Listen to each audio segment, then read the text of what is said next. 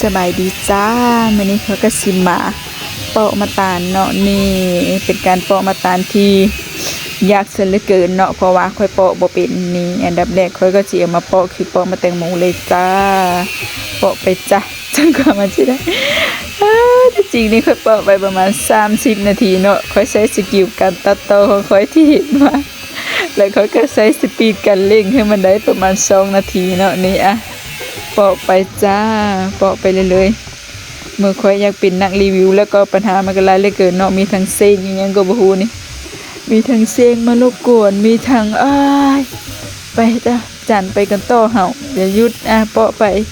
นี่แล้วจะเห็นว่าโอ้เป็นหยังอยู่บ้านคือขาวคืองามอันนี้บ่แม่นหยังจ้าบ่ได้ใส่ครีมหยังบ่ได้เฮ็ดหยังใส่เอฟเฟกต์ TikTok จ้าเอฟเฟกต์ TikTok มันช่วยให้ขนกลายใส่พี่กลายเป็นขนได้เนาะจ้ะเพราะฉะนั้นมีแอปต้องใช้แอปเพราะว่าเป็นคนอยากสวยอยากงามแต่ว่าบ่งามเฮาก็ต้องใช้แอปมานี่ร้านก็มาแล้วเพราะว่าร้านก็อยากกินรอก่อนนะจ๊ะคุณร้านจ๊ะนะขอรีวิวหน่อยมื้อหน้าอยากเป็นอินฟูไปจันแกะไปเหมือนเนี่ยเพื่อมันสิได้กินนี่แกะไปแล้วเจ้าก็เฮ็ดได้บ่นี่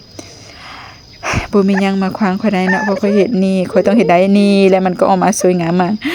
อันดับแรกเขาก็สิมาแกะนะเพื่อข่อยสิได้กินอยากบอกว่าเป็นการรีวิวที่ท้อและเฮ็ดคลิปเดียวก็ท้อและจะเป็นอินฟูได้ไหมเนี่ยอินฟูใหม่ขอร้องนี่สวยงามมากแล้วก็กินอยากบอกว่าแซ่บมากแล้วก็นี่น้ำมันพกสิมือแซ่บหลายแต่ก็เป็นการปอกกินที่แบบทุกทรมานเนาะกว่าสิได้กินลุนึงใช้เวลาไปเกือบชั่วโมงจ้ะกว่าสิได้กินแต่ก็บ่เป็นหยังเนาะเพราะว่ามันแซ่บและร้านก็มานั่งท้ายอยู่เพราะว่าร้านก็อยากกินนั่นน่ะฮะน้าขอกินก่อนละน้าขอรีวิวก่อนน้าขอยังมาปอกให้กินในนี้เหมือนยังมาปอกให้ร้านนะจ๊ะนี่แล้วก็เป็นการกินที่แบบแซ่บหลายแล้วก็สิได้กินก็ใช้เวลาไปหลายเติมเนาะนี่แซ่บ